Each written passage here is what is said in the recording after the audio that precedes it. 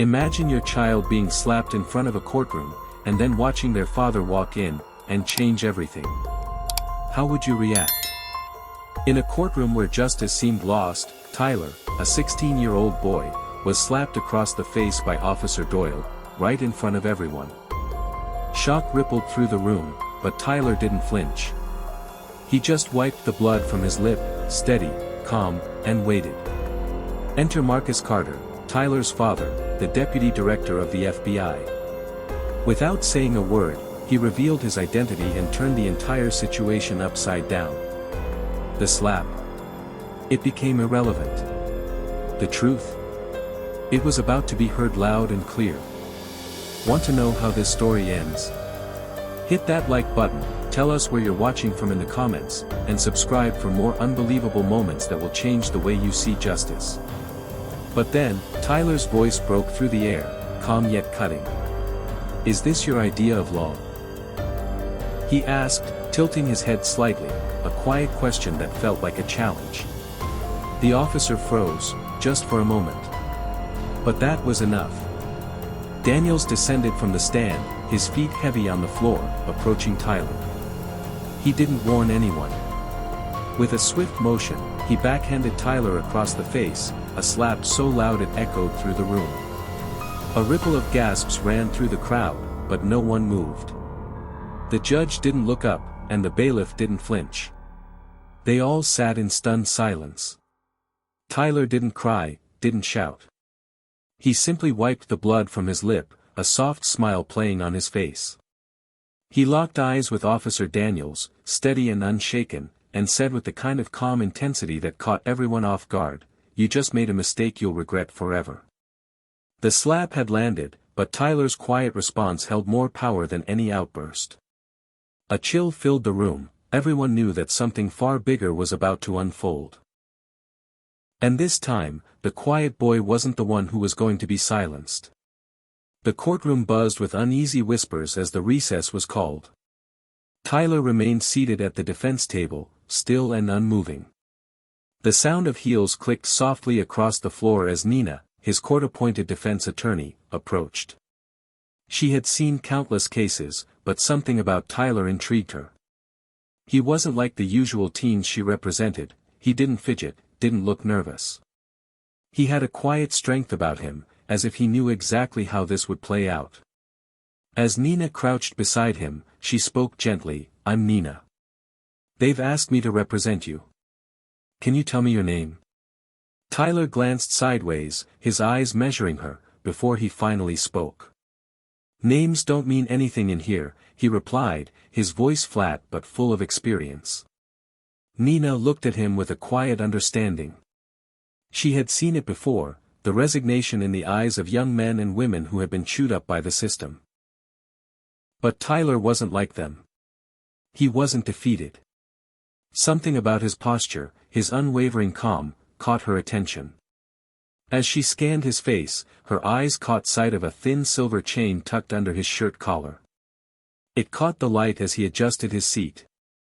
She leaned in slightly, her gaze landing on the small engraving on the chain, "Carter, FBI Field Office."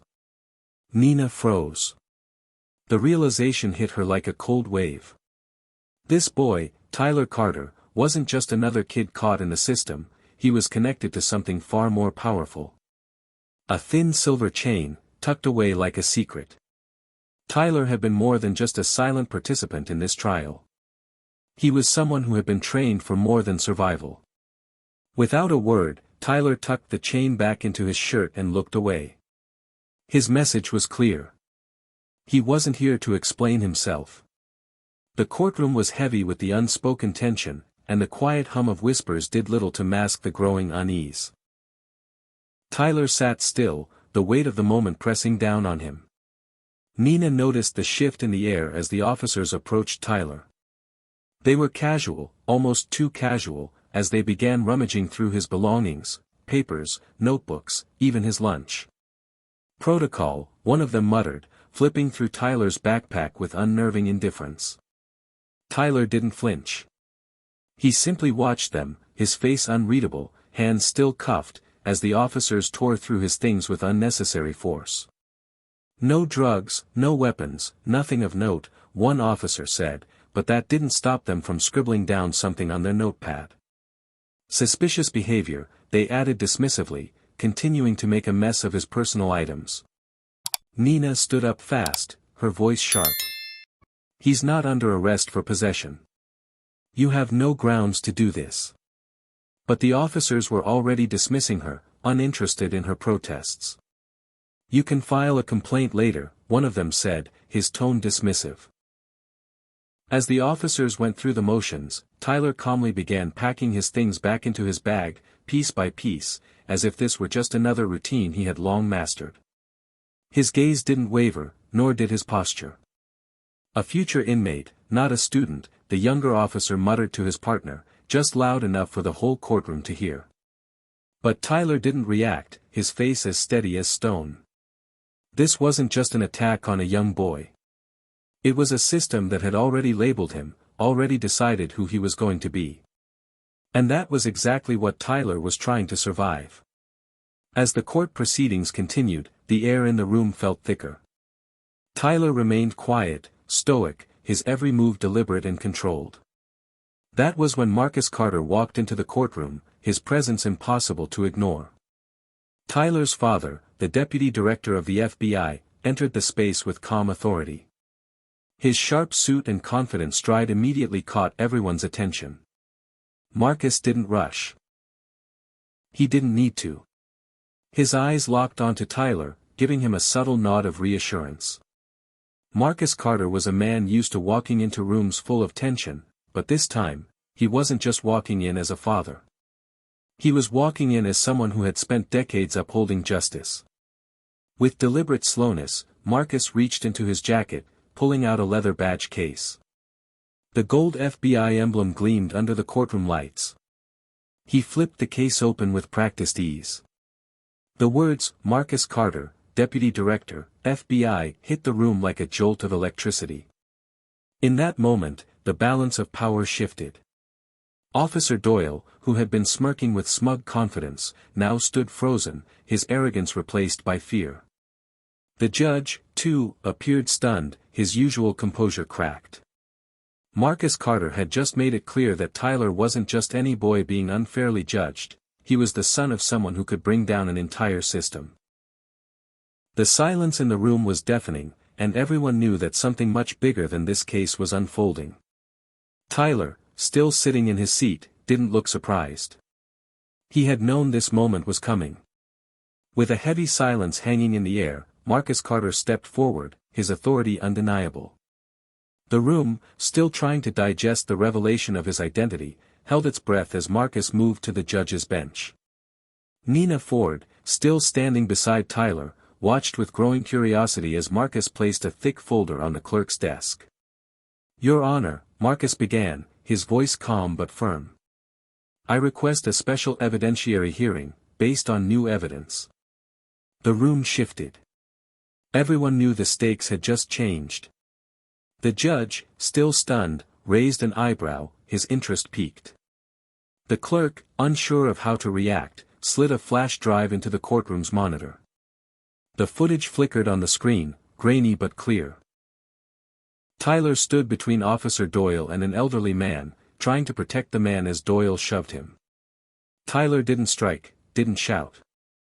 He simply extended his arms, a human shield, stepping in to stop the officer's aggression. The room was silent as the footage played, and the gasps began to fill the room.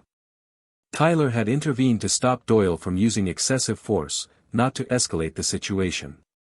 Nina turned to the judge, her voice steady as she addressed the court. This footage contradicts Officer Doyle's sworn statement. But the judge's response was swift and dismissive. Unverified footage. Dismissed. Just like that, the truth was swept aside, as though it meant nothing. Marcus stood still, his face hardening. Even Tyler, who had been calm throughout, felt the weight of the judge's dismissal. The truth was buried again, but Tyler's silence felt different. His words, still unspoken, were louder than ever. The courtroom, now saturated with tension, stood at the edge of something momentous. Marcus Carter, undeterred by the judge's dismissal, didn't back down. He reached into his jacket pocket and retrieved another file.